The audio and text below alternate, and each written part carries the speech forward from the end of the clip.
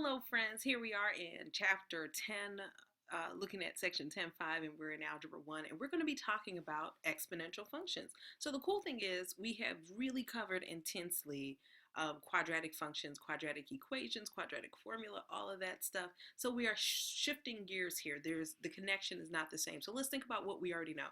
We know about linear functions. We get a straight line. We know about quadratic functions. We get a parabola.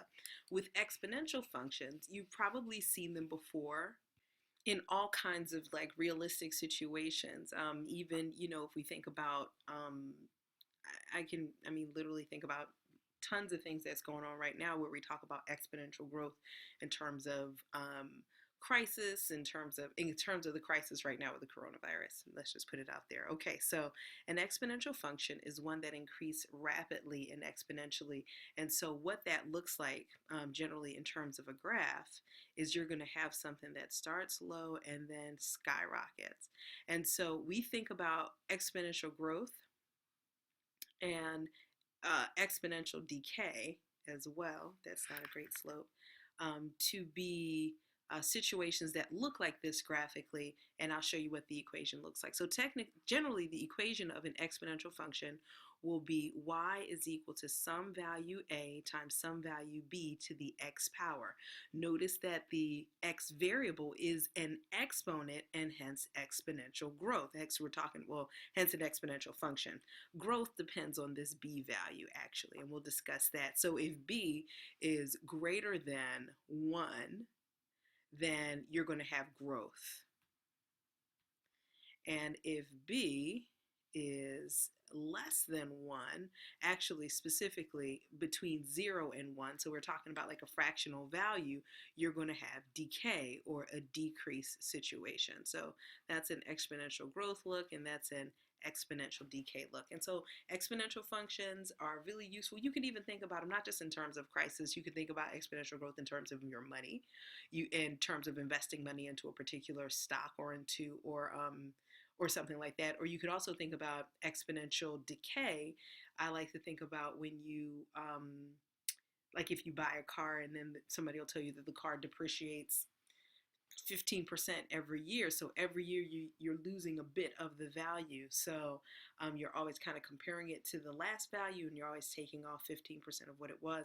And that's going to give you kind of a decay model like this. All right. Okay, so let's go ahead and take a look at a couple of examples. So here we are going to graph an exponential function where a is greater than 1. And let me say for the record that how did I put the equation on the last screen? Y is equal to a times b to the x power is a general equation of it. I think our textbook is doing y times a to the x, meaning they're not having like a coefficient a. So, well, I'm going to be a tough teacher and just say, I'm going to change this to b. So we want this to be b here. This should be b. So in this equation, remember I told us that y is equal to a times b to the x power. And so here a is kind of like a lead coefficient like usual. In this case, a is 1. I know I'm making this, I'm picking hairs here, but just let me be.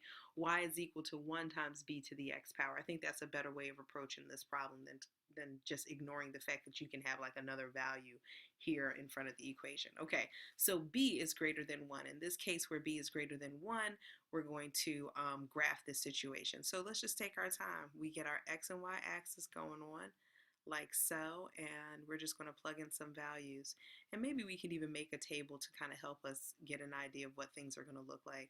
So we know we're plugging in x values to come up with a y value, and if I start off with like, I don't know, a -2, -1, 0, 1, 2, 3, and maybe even 4. Let's see what we get. So if I put a -2 in there, 4 to the -2nd power is going to be 1 over 4 to the 2nd power, which is 1/16.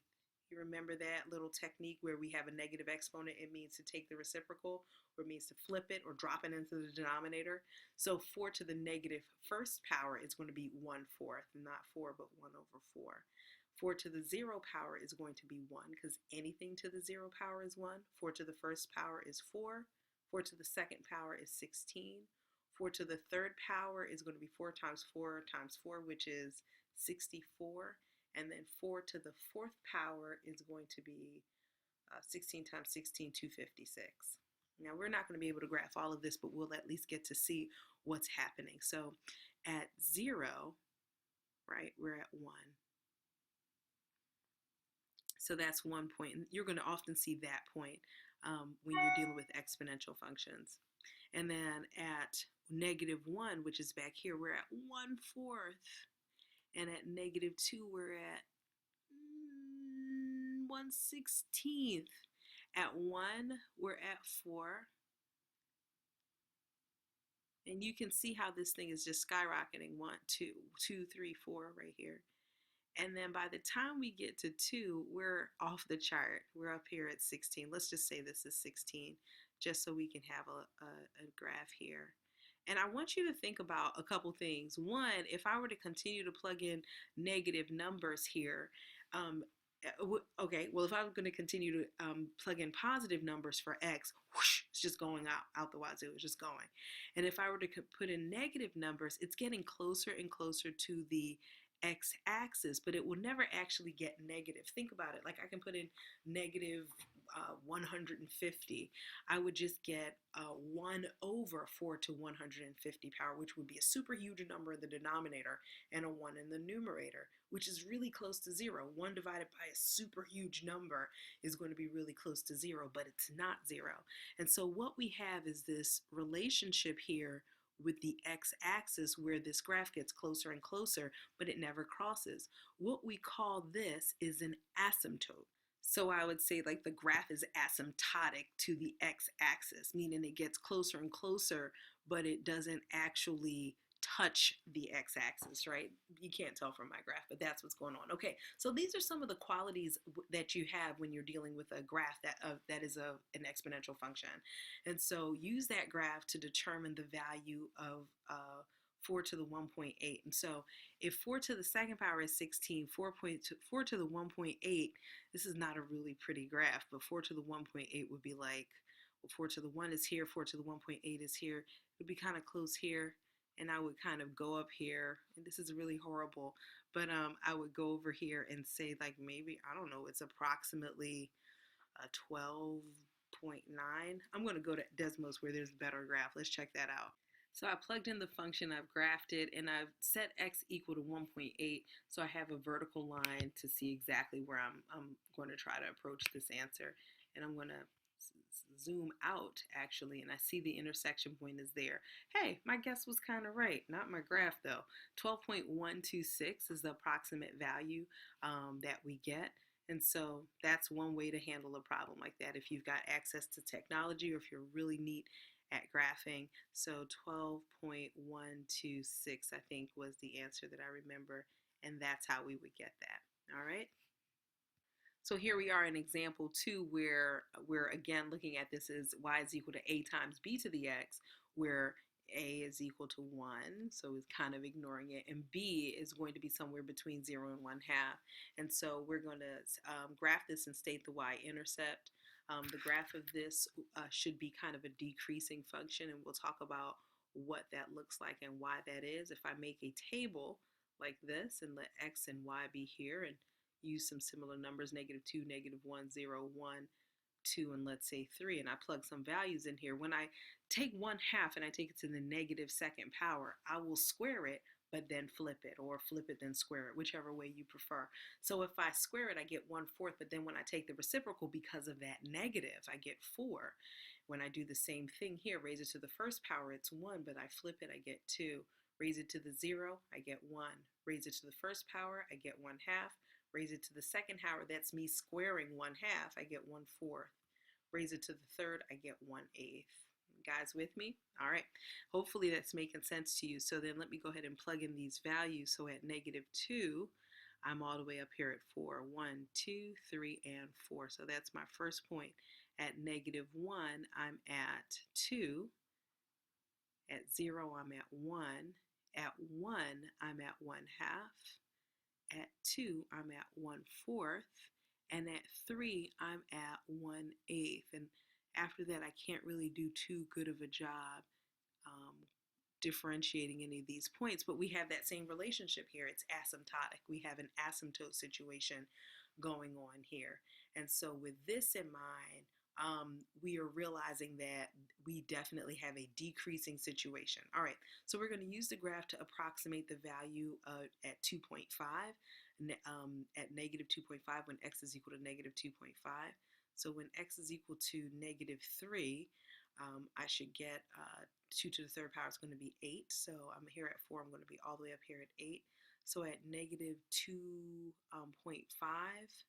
I guess I'm going to be somewhere in the vicinity of 5.96, maybe 5 point something. Let's see. So over in Desmos, I've graphed y equals 1/2 x, 1/2 to the x power, and we get a very similar graph. And then I graph this vertical line here, and let me see if I can zoom. Well, I can. It doesn't matter. Okay, so then I get 5.657.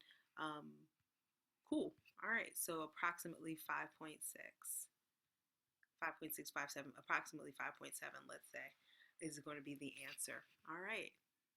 Okay, so here we're talking about movies, and this equation basically is giving us the earnings that a movie theater or a particular movie will make, rather, and the number of weeks, after the movie has come out. And so you'll notice this is a decreasing function, and we've got it in the form y equals a times b to the x power, where a is this value, b is this value, and x, the exponent, is w, the number of weeks.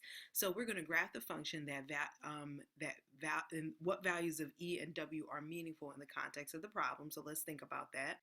So with a little bit of effort, I plotted in these values 1 through 7, I said, and just try to figure out about how much money that would be. And E would be in millions, and 1 is the number of weeks, like the first, second, third week of the movie being released. So they asked us what values of E and W are meaningful in this context. Well, specifically, we're not going to use any negative values of W. So W has to be greater than 0, obviously, and E would also, I'd say, similarly be greater than 0, because we're not going to consider any kind of, first of all, there's no values that we can actually have that would make this negative. And so I'm going to leave those as our values that make sense for our situation. How much money did the movie make in the first week? We can use our graph, and we see that we have 34.5 approximately $1 million. How much did it make in the 5th week? We've got $7.9 million. And so this is our example of a kind of a decaying situation, or when we have the value, that value B, that is somewhere between 0 and 1. And let's look at this. We're going to identify exponential behavior and determine whether each of these sets represents an exponential situation. So what I would do is I would look at how the x value is moving, and I'm looking at the x value. It's moving from 0 to 10, 10 to 20, and it's moving at a consistent rate of 10, right?